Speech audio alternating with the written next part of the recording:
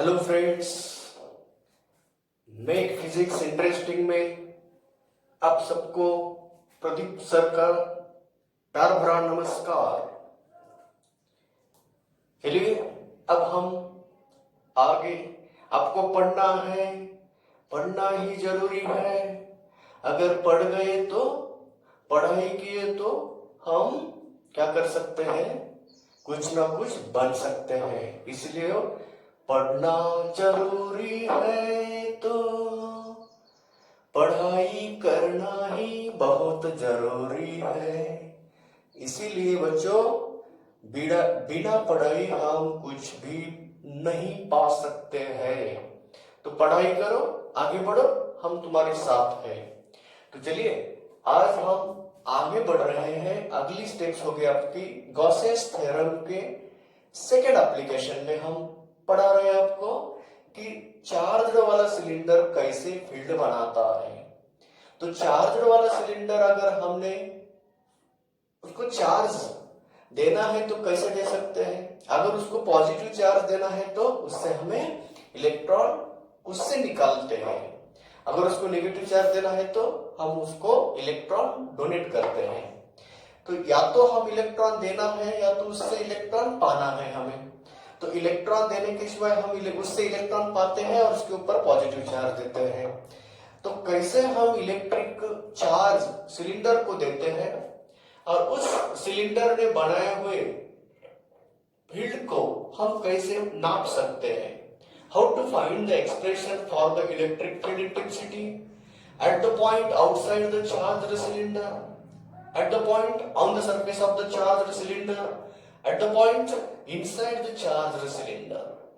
जिस तरह हमने स्फीयर का फील्ड पढ़ाया उस तरह अब यहाँ पे सिलेंडर ने बनाया हुआ फील्ड के बारे में हमें जानकारी लेना है। तो अब चलिए हम एक सिलेंडर लेते हैं।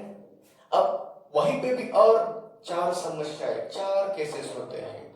हम सिलेंडर कैसा लेंगे, अगर कंडक्टिंग लिए तो सॉलिड लेना है या हॉलो लेना है, बाद में नॉन कंडक्टिंग लिए तो सॉलिड लेना है या हॉलो लेना है। ये चार केसेस हम डील करने जा रहे हैं। तो फिलहाल हम कंडक्टर का ही सिलेंडर पकड़ेंगे और ये conducting cylinder of length L and having radius capital R। उस अब यहां हेडिंग लिखते हैं इलेक्ट्रिक फील्ड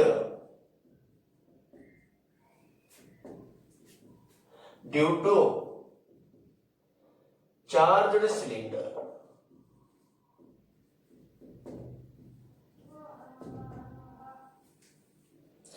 तो चार्ज्ड सिलेंडर ने बनाए हुए फील्ड के बारे में हम अब पढ़ा रहे हैं।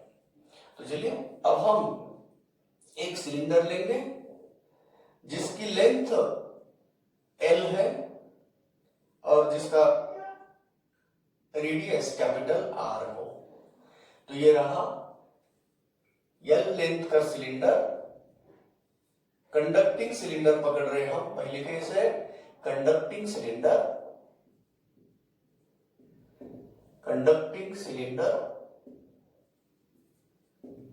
तो कंडक्टिंग सिलेंडर में हम क्या करेंगे, सॉलिड पकड़ो या हॉलो पकड़ो, दोनों के लिए सरीका ही होता है। तो चलिए पहले हम कंडक्टिंग सिलेंडर के बारे में, बाद में सॉलिड रहा तो कुछ दिक्कत आएगी क्या, हॉलो रहा तो क्या दिक्कत आती है, उसके बारे में जानकारी बाद में लेंगे। तो फिलहाल अब हम जब चार्ज देते हैं बच्चों, चार्ज देना या चार्ज उससे लेना ये बहुत इंपॉर्टेंट बात नहीं है, मगर how does the charge will distribute on that cylinder. अगर हमने क्यू चार्ज दिए हो, पॉजिटिव क्यू चार्ज देते हैं उस टाइप के सिलेंडर को, तब ये सिलेंडर के ऊपर बैठते हैं, क्योंकि ये कंडक्टिंग है ना, तो उनके सरफेस के ऊपर बैठते हैं, मगर अकॉर्डिंग टू सरफेस एरिया बैठेंगे। तो सरफेस एरिया के ऊपर से उसका डिस्ट्रीब्यूशन कैसे होगा, सरफेस चार्ज डिस्ट्रीब्यूशन होता है। तो सरफेस चार्ज डिस्ट्रीब्यूशन में हम पढ़ाते हैं कि सरफेस चार्ज डेंसिटी नाम का क्वांटिटी वहां पे चुनते हैं। अब यहाँ चार्ज दे रहे हम, मगर यहाँ पे जो डिस्ट्रीब्यूशन ऑफ चार्ज होता है ना, तो उसका कॉन्सेंट्रेशन पॉइंट कहाँ होता है। जैसे हमने स्फीयर के ऊपर चार्ज दिए तो सबके सब चार्ज का कंसंट्रेशन पॉइंट एक ही पॉइंट सेंटर पे था। अब यहाँ चार्ज बढ़ते हैं सरफेस के ऊपर, मगर सभी का कंसंट्रेशन पॉइंट कहाँ होता है? On the axis of the cylinder होता है। इसीलिए हम यहाँ बताना चाहते हैं, यहाँ पे सिर्फ सरफेस चार्ज डिस्ट्रीब्यूशन ना कि उसके पॉइंट ऑफ कंसंट्रेशन का डिस्ट्रीब्यूशन लीनियर हो जाता है। तो इसीलिए हम क्या करेंगे, यहाँ लीनियर चार्ज डिस्ट्रीब्यूशन के बारे में जानकारी लेना है। क्योंकि देखो ना, जब ये स्फीयर था उस जगह पे सभी के सभी चार्ज क्यों ना वहां सरफेस पे थे, मगर उसका कॉन्सेंट्रेशन एक था। अब देखो ना, यहाँ चार्ज बैठेंगे सरफेस के ऊपर बैठते हैं। अब ये थ्री डायमेंशनल है। तो देखो ना, इस सर्कुलर प्लेन का सभी तरफ से पॉजिटिव चार्ज है उसके ऊपर, और सबका कंसंट्रेशन पॉइंट कहां होगा पता है? इसका सेंटर होगा। उसके बाजू वाले प्लेन का पॉइंट ऑफ कंसंट्रेशन उसके बाजू में, तो सभी के सभी पॉइंट ऑफ कंसंट्रेशन कहां होते हैं? एक्सिस के ऊपर होते हैं। इसलिए इसके लिए, इस टाइप के प्रॉब्लम को सॉल्व करने के लिए, ये समस्या सॉल्व करने के लिए हमें लीनियर चार्ज डिस्ट्रीब्यूशन और लीनियर चार्ज डेंसिटी के बारे में भी हमें बताना होगा। तो चलिए, क्यू नंबर ऑफ चार्ज का डिस्ट्रीब्यूशन जो हुआ है पूरे इस सरफेस के ऊपर हुआ है, मगर उसका पॉइंट ऑफ कंसंट्रेशन कहां पे है? एल लेंथ के ऊपर है, एल लेंथ के एक्सिस के ऊपर है। तो क्यू चार्ज डिस्ट्रीब्यूट हुए हैं along the length of axis L. तो हम यूनिट लेंथ के एक्सिस के ऊपर कितने चार्ज डिस्ट्रीब्यूट होंगे? तो उसको बोलते हैं Q डिवाइडेड बाय L को हम बोलेंगे linear charge density. Small q कुछ किताबों में स्मॉल q डिनोट किया है और कुछ किताबों में उसको लैम्बडा डिनोट किया है। चलिए, नोटेशन का क्या है? नोटेशन हम बता के यूज करना है, बताना है। अगर कोई भी हम अलग सा नोटेशन यूज करेंगे तब उसको बोल के बता के देना है कि हम जो सिंबल यूज कर रहे हैं ना, ये वाला सिंबल किसके लिए यूज कर रहे हैं वो बताना है, जरूरी होता है। तो चलिए बच्चों, अब हम बात करेंगे। अब चार्जेस तो सिलेंडर के ऊपर बैठे हैं, बैठे हुए चार्ज इलेक्ट्रिक फील्ड बनाते हैं, भागते हुए चार्ज मैग्नेटिक फील्ड बनाते हैं, और accelerating charge electric and magnetic field बनाते हैं, और वाइब्रेटिंग चार्ज इलेक्ट्रोमैग्नेटिक वेव बनाते हैं। तो चलिए, यहाँ पे चार्ज बैठे हुए हैं तो ये कौन सा फील्ड बनाएंगे? मैग्नेटिक या इलेक्ट्रिक? ओनली इलेक्ट्रिक फील्ड बनाएंगे। तो अब यहाँ हम इलेक्ट्रिक फील्ड में एक पी पॉइंट लेना चाहते हैं। तो पी पॉइंट लिया जहां का हमें फील्ड इंटेंसिटी नापना है। तो अगर यहाँ पी पॉइंट लिया तो आप ये बताइए, इस जगह का इंटेंसिटी निकालने के लिए हमें किसको याद करना है, किसको यूज करना है? गॉस थ्योरम को। अब फिर दोबारा मैं उसको रिपीट करता हूं। जब भी हम गॉस थ्योरम को यूज करते हैं तब उसके 3 कंडीशंस याद करना है। वो बोलेगा गॉसियन एरिया माना क्या, क्लोज्ड एरिया माना क्या, डीएस टुकड़ा माना क्या, उसके इंक्लोज किए हुए चार्ज आपको पता है क्या? उनके लिए हमें यहाँ पे कंसिडरेशन करना होगा। In order to find the electric intensity at the point P using Gauss's theorem, we have to draw the Gaussian closed area so that it can enclose some charges present on the cylinder. That's why consider a Gaussian cylinder of length small l. Small l length वाला एक Gaussian cylinder मान रहे, जिसका एक छोटा सा टुकड़ा कौन है? ds है। ये 3 डायमेंशनल फिगर है बच्चों। ये रहा गॉसियन सिलेंडर, कितनी लंबाई का? स्मॉल एल लेंथ लंबाई का एक गॉसियन सिलेंडर लिया। अब ये पी पॉइंट कितने डिस्टेंस पे लिए है ना, वह क्या होगी? उस गॉसियन सिलेंडर की रेडियस होगी, है ना। तो अब बताइए, इस जगह का इंटेंसिटी निकालना है तो पी पॉइंट मैंने मान लिया, कितने डिस्टेंस पे मान लिया? आर डिस्टेंस पे मान लिया। कहां से मान लिया? सरफेस से नहीं तो एक्सिस से मान लिया, क्योंकि सभी का कंसंट्रेशन पॉइंट कहां होता है? एक्सिस ऑफ द सिलेंडर पे ऊपर होता है। तो इसीलिए एरिया डीएस को मान लिया। तो अब बताइए, एरिया डीएस का perpendicular vector DS bar in the direction of intensity होगा।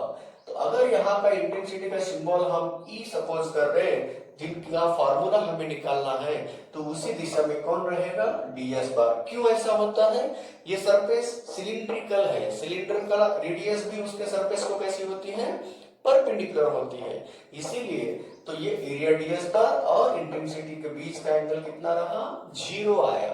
तो चलिए बच्चों याद करो, माइकल फैराडे ने क्या बोला था, जब भी हम इलेक्ट्रिक फील्ड में एरिया ds पकड़ते हैं तो उसके थ्रू जाने वाले फ्लक्सेस कितने होते हैं, तो उसके थ्रू जाने वाले फ्लक्सेस अब यहाँ बताना होता है, हमें पता है, we know that, we have, क्या है हमारे पास, हम जान चुके हैं कि जब भी ds एरिया हम इंटेंसिटी E में मानेंगे तब उसके थ्रू जाने वाले फ्लक्सेस हमें याद होता है E ds cos of theta.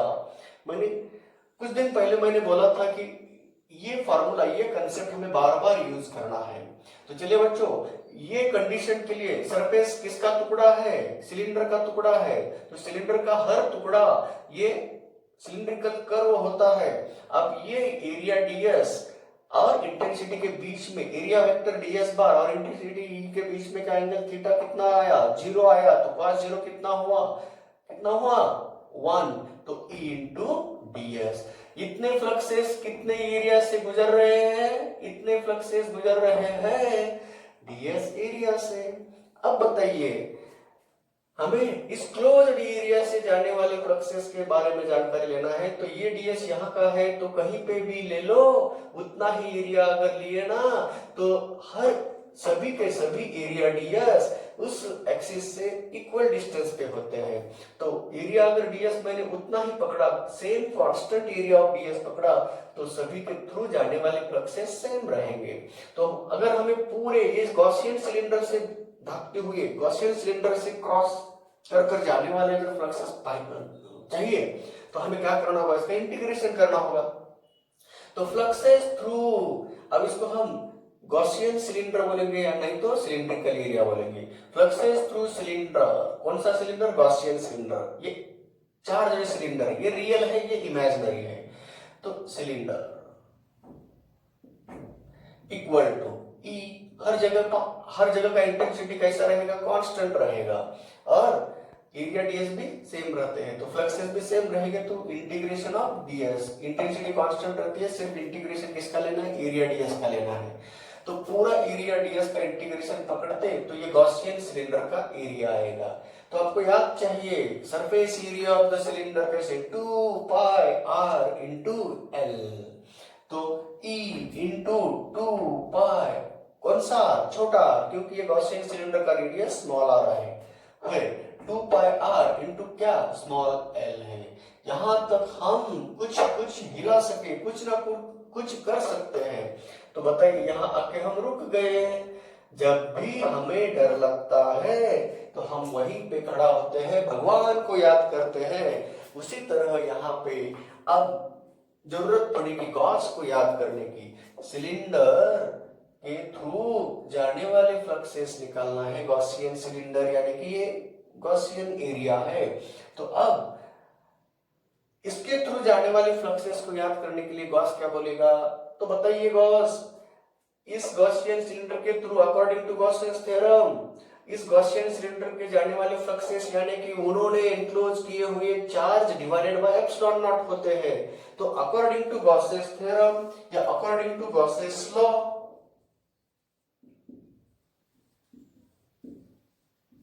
According to Gaussian's law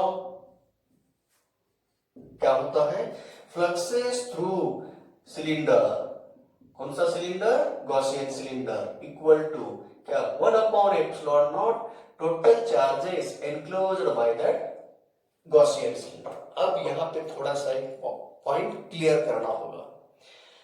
बताइए बच्चों, ये गॉसियन सिलेंडर ने एनक्लोज किए हुए चार्ज पूरे के पूरे है क्या, नहीं, कुछ चार्ज, ऊपर वाले चार्ज ओपन है, नीचे वाले चार्ज ओपन है। देखो, उसको समझने के लिए मैं एक कंसेप्ट बताता हूँ, एक सिंपल सा एग्जांपल बताता हूँ। हम धूप में जब क्रिकेट खेलते हैं तो हमारी ये जो गोरी गोरी ये स्किन है वो धूप में काली पड़ जाती है, और जब हम धूप में खेलते हैं और हाथ में वॉच होती है, वॉच का बेल्ट जहां पे है ना, वहीं की उसके नीचे की त्वचा हमें कैसी दिखेगी, गोरी दिखेगी, और इधर का ब्लैक दिखेगा।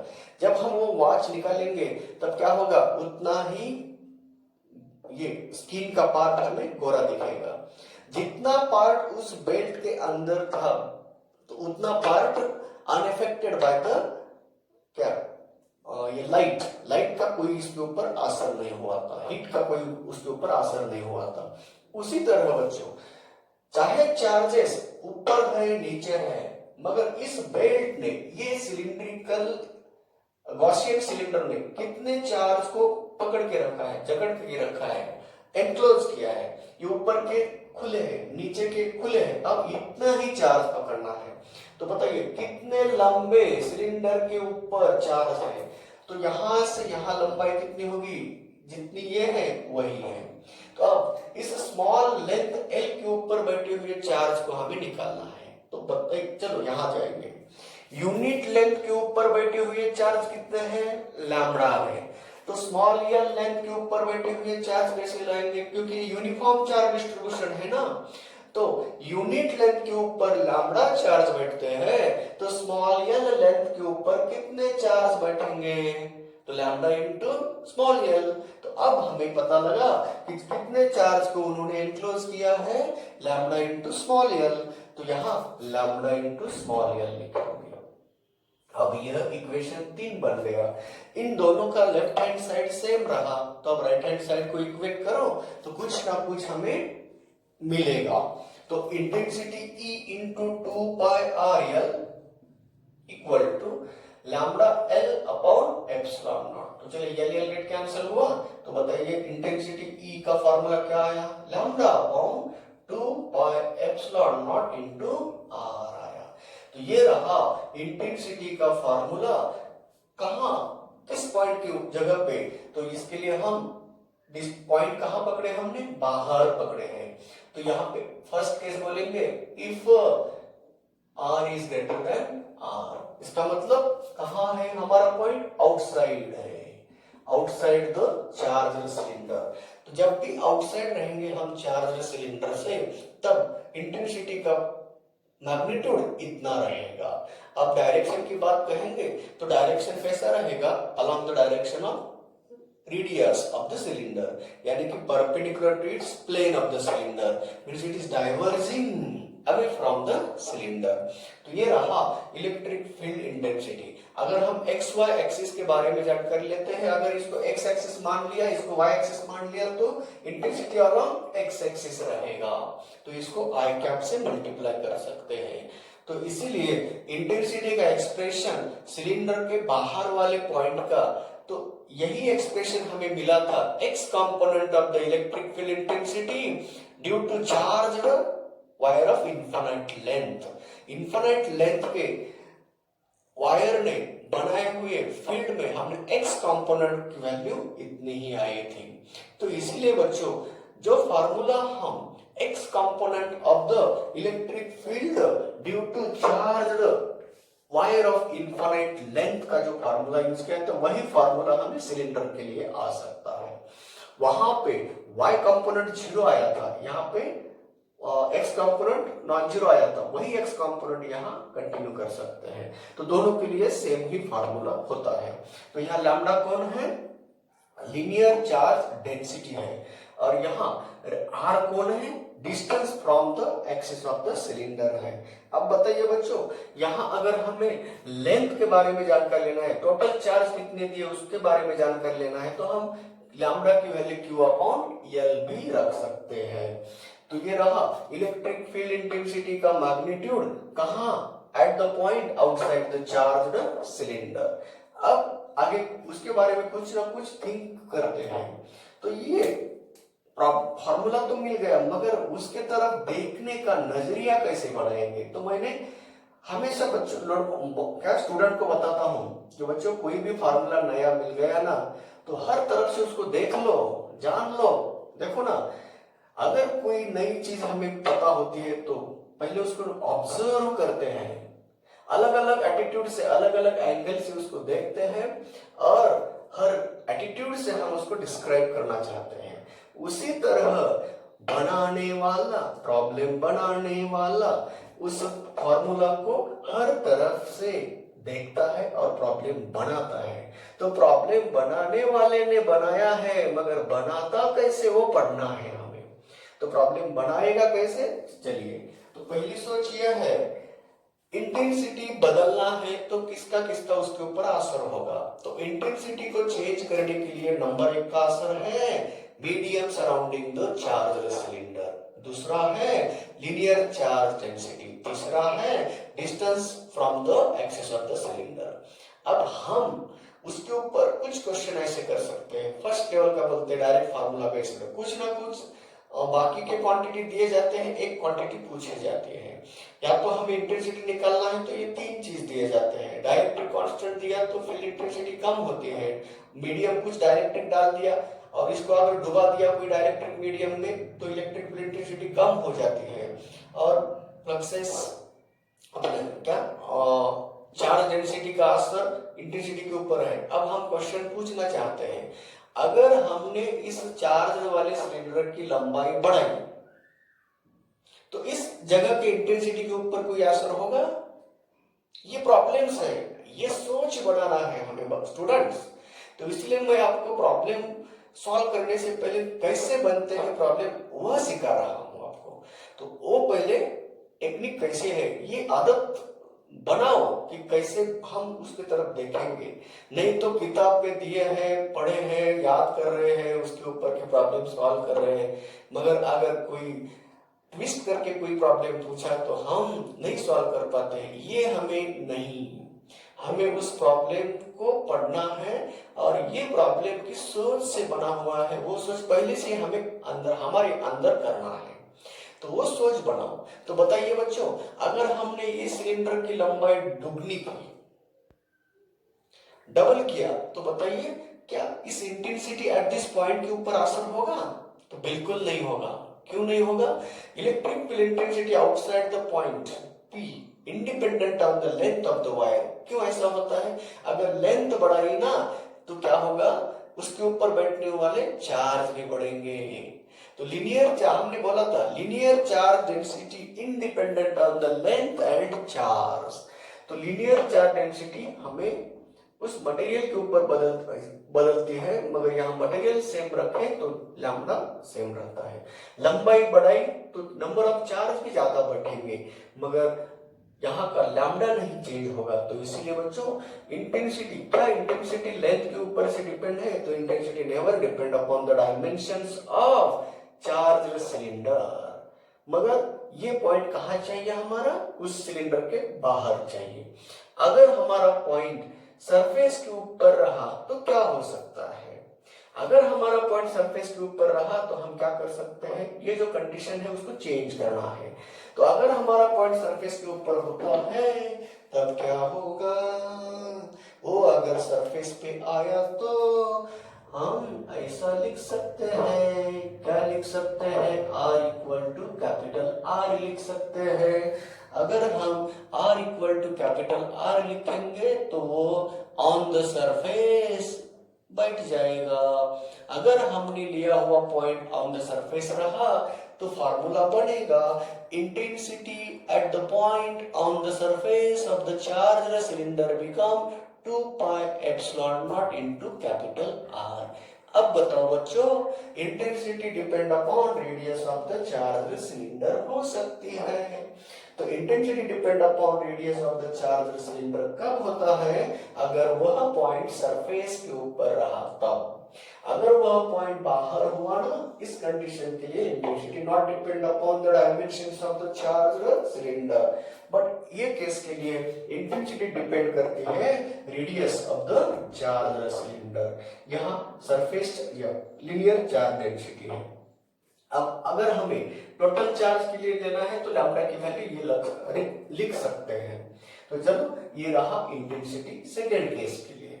अब अगर हम अंदर गए बोले तो तीसरी कंडीशन यहाँ लिखता हूं मैं। तो तीसरी कंडीशन क्या है? तो तीसरी कंडीशन है हम कहाँ जा रहे हैं? हम जा रहे हैं in the cylinder, inside the cylinder. जब हम इनसाइड जाएंगे तो हमें क्या दिखेगा? अंदर कुछ ना कुछ मिलेगा, अंदर कुछ ना कुछ मिलेगा। देखो थोड़ा सा उसको ओपन किया बाहर से, हम अंदर है, अंदर गए हुए हैं, उसको दिखाने के लिए हमें जूम करना है ना कैमरा में। तो हमने जूम किया, ऐसा सपोज करो। तो ये एक्सिस था, हम क्या कहाँ गए? अंदर, यहीं पे आए। इससे कितना दूर आए? r डिस्टेंस पे। अब हम यहाँ जाके क्या प्रयास करेंगे? यहाँ का गॉसियन सिलेंडर निकालने का प्रयास करेंगे। तो ये रहा हमारा गॉसियन सिलेंडर अंदर। अब बताओ बच्चों, उस गॉसियन सिलेंडर के अंदर कोई चार्ज डिस्ट्रीब्यूशन है क्या? नहीं। क्यों? जब तक ये सिलेंडर कंडक्टर का रहा, मेटल का रहा, तब चार्ज अंदर नहीं जाएंगे। तो चार्ज ऊपर है मगर हमारा गॉसियन एरिया अंदर पकड़ के रखे हैं, तो गॉसियन एरिया के अंदर कोई चार्ज नहीं है। इसका मतलब है तो उन्होंने बनाया हुआ फील्ड इंटेंसिटी भी जीरो हो सकता है। तो intensity inside the charge cylinder क्या होगा? तो इनसाइड के लिए no charge distribution inside the Gaussian cylinder, that's why intensity become zero. तो ये तीन कंडीशंस, तीन फॉर्मूले आपको याद करना है। तो पहला फार्मूला किसके लिए बनाया हम? बाहर वाले पॉइंट के लिए। दूसरा फार्मूला बनाया ऑन द सरफेस वाले पॉइंट के लिए। तीसरा फार्मूला बनाया इनसाइड द चार्ज सिलेंडर है। अब बताओ बच्चों, कंडक्टिंग सिलेंडर के लिए चाहे वो सॉलिड क्यों ना हो, सॉलिड रहा तो भी अंदर चार्ज नहीं जाएंगे, और क्या बोलते उसको, हॉलो रहा तो भी अंदर चार्ज नहीं जाएंगे। सॉलिड रहकर भी उसके अंदर पार्टिकल होते हुए भी चार्ज नहीं जाता है। क्यों? वो कंडक्टिंग है। और हॉलो रहा तो उसके अंदर ही पार्टिकल नहीं, तो चार्ज बिना पार्टिकल कभी भी प्रेजेंट नहीं होता है। तो इसीलिए तो ये सेम 1, 2 और 3, ये तीनों कंडीशंस के तीन फार्मूलेस या तीन पॉइंट हम कंडक्टिंग सिलेंडर ये सॉलिड के लिए भी है और हॉलो के लिए भी है। तो दोनों सिलेंडर के लिए सेम तीन कंडीशंस है, तीन फार्मूलेस है। और इंटेंसिटी अगर निकालना है, डायरेक्शन अगर बताना है, तो डाइवर्जिंग नेचर का होता है, perpendicular to the plane of the surface of the cylinder होता है। तो ये अब बताओ, हम सिर्फ इतना ही बोला कि फार्मूले के ऊपर का प्रॉब्लम कैसे बनता है। तो इसके लिए हमने पूछा था एक क्वेश्चन, सेकंड लेवल का पूछा था, आपको इसकी लंबाई बढ़ाई और उसका क्या रेडियस बढ़ाया तो फील्ड इंटेंसिटी के ऊपर आ सकता। इस जगह पे नहीं हुआ था, इस जगह पे हुआ था। यहाँ तो सवाल ही नहीं, खुद वो इंटेंसिटी जीरो है। अब जे वाला कैसे सोचता है, मैथमेटिशियन कैसे सोचता है, क्या रिलेशन है? E is the function of R है, तो E अगर फंक्शन ऑफ R है तो उसके बीच में रिलेशन कैसे आएगा? What is the nature of the graph? Variation of the intensity due to the distance from the axis of the cylinder कैसे होगा? ये जानकारी लेने के लिए हमें ग्राफिकल वेरिएशन पढ़ना होगा। तो ग्राफिकल वेरिएशन में हम जा रहे हैं, तो ग्राफिकल वेरिएशन ऐसे मिलेगा, कैसे? ऐसे ऐसे ऐसे है, कैसे कैसे है। तो जाओ, एक्स एक्सिस के ऊपर मैं डिस्टेंस r ले रहा हूं, वाई एक्सिस के ऊपर इंटेंसिटी ले रहा हूं। अब r की वैल्यू अगर जीरो है, बताओ बच्चों, r जीरो आया तो r जीरो रहा तो इंटेंसिटी कितना रहेगा? तो r जीरो आया तो इंटेंसिटी बन गया इंफिनिटी, है ना। तो सॉरी, यहाँ पे कहां से स्टार्ट करते हैं? ये जो फार्मूला है बाहर से ना, जब पॉइंट बाहर रहा तब। तो यहाँ origin r equal to zero है, यहाँ r इक्वल टू r है, और r ग्रेटर देन r के लिए अगला। जब हम सरफेस पे है, चलो r बड़ा क्या है, कैपिटल R बड़ा है, तो कैपिटल R से छोटा r बड़ा है। कैपिटल R इतना ही है और छोटा r यहाँ से यहाँ है। तो ये बाकी सब कांस्टेंट है और सरीका है। तो ये वाला इंटेंसिटी इससे क्या होगा? कम होगा। तो सरफेस के ऊपर सबसे ज्यादा इंटेंसिटी मिलेगी। और जैसे हम अंदर जाएंगे, सरफेस के अंदर जाएंगे, वहां का इंटेंसिटी तो जीरो है। क्या है ये? जीरो है। तो जैसे हम सेंटर पे गए, आर की वैल्यू जीरो आई, मतलब हम कहाँ अंदर है, इसीलिए इसको यूज नहीं कर सकते। ये फार्मूला ओनली आउटसाइड के लिए है, ये फार्मूला सरफेस के लिए है, और वो अंदर के लिए। जब आर जीरो था तब हम कहाँ है, ऑन द सरफेस है क्या, नहीं। बाहर है क्या, नहीं। कहाँ, एक्सिस के ऊपर है। तो एक्सिस के ऊपर फील्ड इंटेंसिटी जीरो होती है, और मैक्सिमम कहाँ होती है, कहाँ होती है, सरफेस के ऊपर। तो सरफेस के ऊपर इंटेंसिटी है, तो तब तक ये इंटेंसिटी जीरो रहेगी। सडनली सरफेस के ऊपर आने के बाद बढ़ेगी, बाद में कैसा, इनवर्स स्क्वायर लॉ नहीं, इनवर्स स्क्वायर लॉ नहीं है, हाइपरबोलिक रिलेशन है। ये कैसा इनवर्स लॉ है, E is inverse proportional to R है, उसको इनवर्स लॉ बोलते हैं। उसका ग्राफ आएगा रेक्टेंगुलर हाइपरबोला आएगा। रेक्टेंगुलर हाइपरबोला और पैराबोला में क्या फर्क है, inverse square law, E is equal to 1/r square और E is proportional to 1/r में क्या दिक्कत है।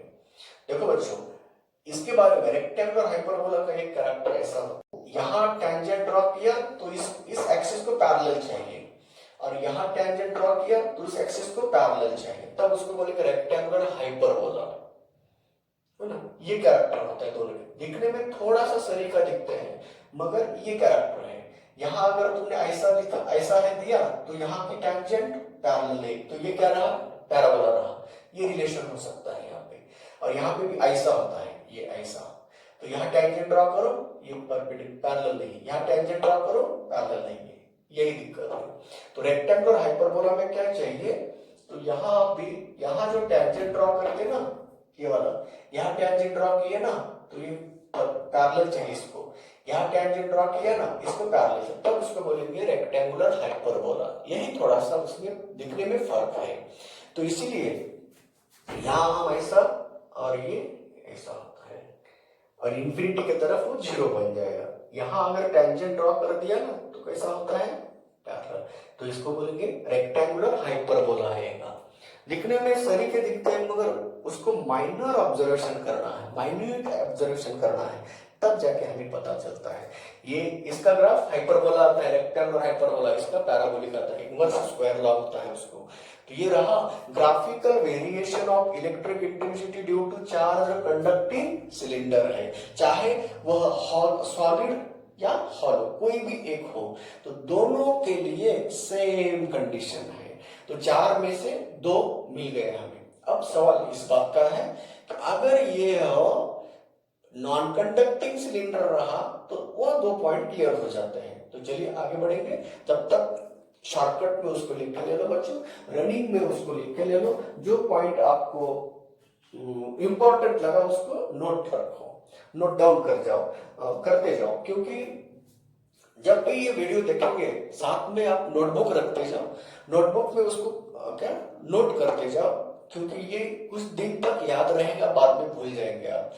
तो ये सब नोट डाउन करते रहते जाओ, और कहीं पे भी हम लिख के देते ना, तो लिखना। जब तक तुम लिखेंगे नहीं, तब तक तुम पढ़ाई नहीं करेंगे, जब तक तुम पढ़ाई नहीं करेंगे तब तक रिजल्ट नहीं आएगा। तो रिजल्ट पाना है तो पढ़ना चाहिए, पढ़ना, पढ़ाई करे तो रिजल्ट आएगा। लिखे? ओके, चलो आगे।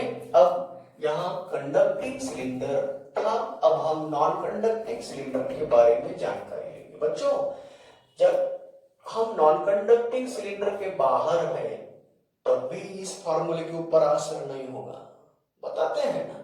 सिमिलरिटी कंडीशन कब तक रहेगी, तो सिलेंडर ये कंडक्टिंग हो या नॉन कंडक्टिंग हो, बाहर वाले पॉइंट के ऊपर कोई असर नहीं होगा, सरफेस वाले पॉइंट के ऊपर भी कोई असर नहीं होगा। क्यों?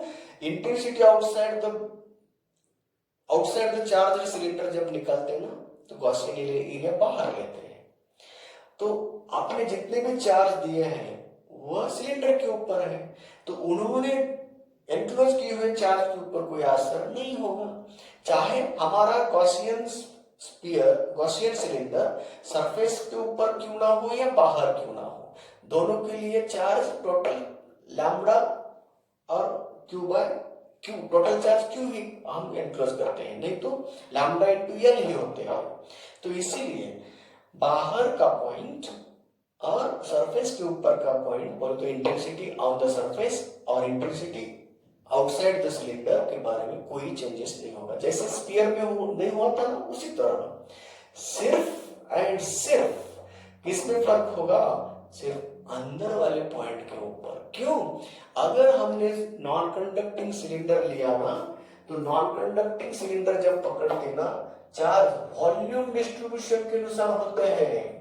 वॉल्यूम चार्ज डिस्ट्रीब्यूशन यानी कि अंदर में कुछ चार्ज जाके बैठते हैं, तो charge distribution takes place with respect to volume. इसीलिए हम अंदर जब हम पॉइंट कंसीडर करेंगे, गॉसियन एरिया अंदर जब पकड़ते हैं उसमें अब जीरो फ्लक्स, जीरो चार्ज नहीं, कुछ ना कुछ नॉन जीरो चार्ज एनक्लोज करते हैं। इसका मतलब वहां पे कुछ ना कुछ इंटेंसिटी मिलेगी, तो उसी के तरफ हम ध्यान दे रहे हैं। अब बाकी सिमिलरिटीज वही है। ऑन द सरफेस के लिए यही फार्मूला आएगा, चाहे ये सिर्फ सिलेंडर चाहिए, वह कंडक्टिंग हो या नॉन कंडक्टिंग हो, सॉलिड हो या हॉलो हो, चारों के लिए, चारों ही केस के लिए, solid non conducting, solid non conducting, hollow non conducting, solid conducting, hollow conducting, ये चारों के लिए बाहर वाले पॉइंट का इंटेंसिटी और सरफेस वाले पॉइंट का इंटेंसिटी के ऊपर कोई असर नहीं होगा, सिर्फ बदलेगा नॉन कंडक्टिंग और कंडक्टिंग के लिए अंदर वाला पॉइंट। तो कंडक्टिंग जब तक रहेगा तब तक इनर साइड पे इंटेंसिटी जीरो रहेगी। और एक बात, नॉन कंडक्टिंग होके हॉलो रहा, नॉन कंडक्टिंग होके भी हॉलो रहा, तो हॉलो अगर रहा तो अंदर पार्टिकल ही नहीं है, इसका मतलब क्या है, वहीं पे चार्ज तो नहीं हो सकते हैं। इसीलिए तीनों के लिए इनर साइड पे, इंटीरियर पॉइंट पे, तीनों सरफेस के लिए, तीनों सिलेंडर के लिए, कैसे तीनों cylinder, solid conducting, hollow conducting और हॉलो नॉन कंडक्टिंग के लिए intensity inside the cylinder is zero, सिर्फ बदलेगा नॉन कंडक्टिंग सॉलिड सिलेंडर के लिए। तो चलिए बच्चों, वही केस हम डिस्कस करेंगे और उसके ऊपर कैसे कैसे प्रॉब्लम पूछे जाते हैं, उसका ग्राफिकल वेरिएशन कैसे होता है वो देखेंगे। चलो, नॉलेज यूज करना है हमें, बताओ।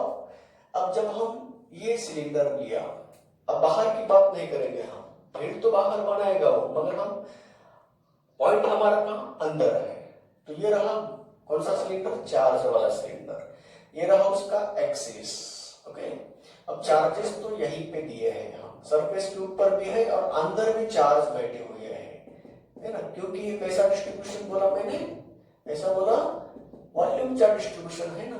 अब हम पॉइंट लेते हैं, इनर पॉइंट लिया, आर डिस्टेंस पे लिया, तो हम यहाँ गॉसियन एरिया ड्रॉ कर रहे हैं। ये सिलिंड्रिकल गॉसियन एरिया है, एरिया डीएस है, इंटेंसिटी ई मान रहे हैं हम अंदर, एरिया डीएस मान लिया आर डिस्टेंस पे। अब बताइए ये कितने चार्ज को इंक्लोज करेगा, by the rule intensity E at the DS, तो फ्लक्सेस थ्रू दिस डीएस बोले तो कितना आएगा, यही आएगा ना, ई डीएस कॉस थीटा। फिर अगेन वो सिलेंडर है, यही आएगा ना, यहां तक तो सेम रहेगा ना, E into two by R into L रहेगा। अब सवाल अकॉर्डिंग टू गॉस लॉ से बदलता है, तो अकॉर्डिंग टू गॉस लॉ से जब बदलेगा ना, चलो अकॉर्डिंग टू गॉस क्या बोलेंगे, कितने चार्ज एनक्लोज किए हैं उस गॉसियन सिलेंडर ने, तो यही गॉसियन सिलेंडर ने कितने चार्ज एनक्लोज कैसे पता करेंगे। अब यहां बदलता है, चलो वो निकालना है। आइए बच्चों, ये सॉलिड सिलेंडर है ना, बताओ हमने दिए थे कितने चार्ज, कैपिटल क्यू, कितने वॉल्यूम में बढ़ गए वहां, तो कितने वॉल्यूम में बैठते हैं उसको निकालेंगे। वॉल्यूम ऑफ द सिलेंडर आपको पता है, pi r square into l, pi r square l volume में बैठे हैं कैपिटल क्यू। तो हमारे गॉसियन सिलेंडर का वॉल्यूम कितना आएगा, pi r square into small l. ये वॉल्यूम में कितने बैठेंगे, तो पाई पाई गेट कैंसल, तो charges enclosed by this Gaussian cylinder को हम क्यू डैश बोलेंगे। तो इनका मल्टीप्लिकेशन करो और इससे उसको डिवाइड कर दो, तो क्यू डैश मिलेगा कितना, R square L Q divided by R square into L. तो इसको हम क्या बोलेंगे, लैम्बडा बोलेंगे। तो क्यू डैश की वैल्यू आ रही है R square by capital R square L into lambda. तो चलिए अब हमें पता लगा कि कितने चार्ज को उन्होंने इंक्लोज किया है। जब भी मिल जाते हैं भाग कर आते हैं गॉस थ्योरम अप्लाई करने के लिए। आ गए गॉस थ्योरम के अनुसार उस गॉसियन सिलेंडर में इंक्लोज किए हुए फ्लक्सेस, उसके थ्रू जाते हुए फ्लक्सेस का फार्मूला कैसे 1/ε0 इनटू क्या क्यू डैश को हम यहां रखेंगे R square L lambda divided by capital R square. अब इन दोनों का इक्वेशन इक्वेट कर दो। जब हम दोनों को इक्वेट करते हैं क्या रिलेशन बनता है देखिए।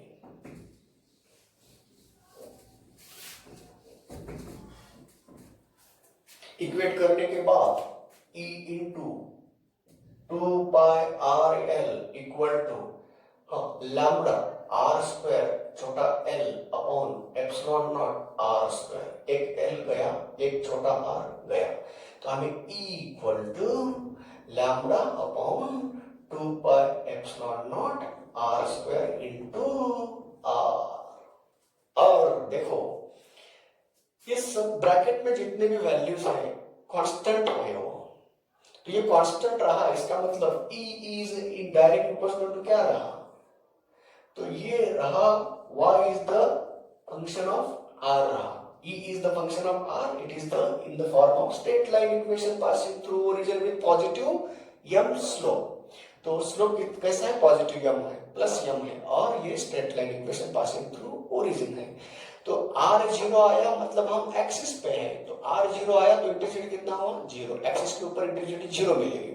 जैसे जैसे हम एक्सिस से बाहर की तरफ आ रहे सरफेस की तरफ आ रहे, तो जैसे जैसे सरफेस की तरफ आ रहे तैसे वह बढ़ रहा है।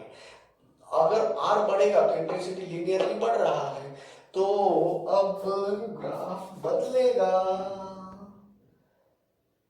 यहां r जीरो है इंटेंसिटी जीरो है, जैसे जैसे लीनियरली बढ़ रहा है तो ये आया linear equation E is proportional to r, और अंदर आया इसमें और पिछले स्फीयर के इसमें फर्क सिर्फ यहाँ है, यहाँ हाइपरबोला है वहां पैराबोला रहेगा, इनवर्स स्क्वायर लॉ वहां रहेगा यहाँ सिर्फ इनवर्स लॉ होगा। तो यही है। और मैक्सिमम इंटेंसिटी का फार्मूला क्या है lambda upon 2π epsilon naught capital R। यहाँ मैक्सिमम इंटेंसिटी होगी। तो सरफेस के ऊपर मैक्सिमम इंटेंसिटी होती है और सरफेस के बाहर इंटेंसिटी इनवर्स स्क्वायर लॉ से डिक्रीज हो जाती है। कहाँ पे स्फीयर में, और यहाँ इनवर्स लॉ से डिक्रीज हो जाती है और रेक्टेंगुलर हाइपरबोला नेचर का ग्राफ आएगा।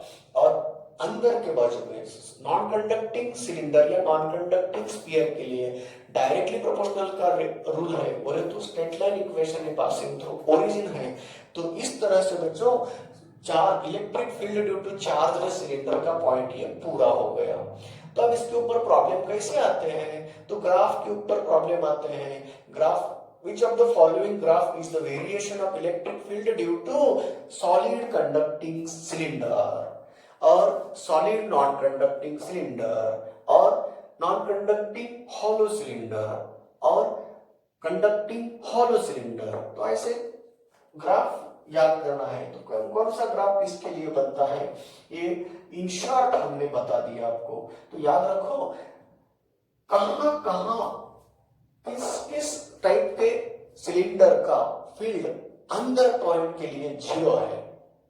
सॉलिड नॉन कंडक्टिंग के लिए अंदर नॉन जीरो है ना, सिर्फ ये छोड़ के बाकी तीनों के लिए इंडर पॉइंट पे इंटेंसिटी जीरो होते हैं। जैसे हम बाहर आएंगे ना तो इनवर्स स्क्वायर लॉ से कम कम कम कम हो जाती है और इंफिनिटी पे क्या होता है जीरो होता है। तो चलिए बच्चों field due to charge cylinder हमने पढ़ाया, उसको निकालने के लिए वह फार्मूला निकालने के लिए हमें किसको याद करना होगा, किसको यूज किया है यहाँ पे गॉसियन और गॉसेस लॉ को यूज किया है। तो इस तरह से जिसके लिए गॉसेस लॉ हम पढ़े तो उस गॉसेस लॉ का सेकंड एप्लीकेशन बनाया और उसके अलग अलग प्रॉब्लम्स हमने डील किया। तो कोई भी एक कंडीशन के ऊपर प्रॉब्लम पूछे तो याद रखो तो सिलेंडर का इंटेंसिटी यानी कि इनफाइनाइट लेंथ के वायर की इंटेंसिटी के सरीका होता है।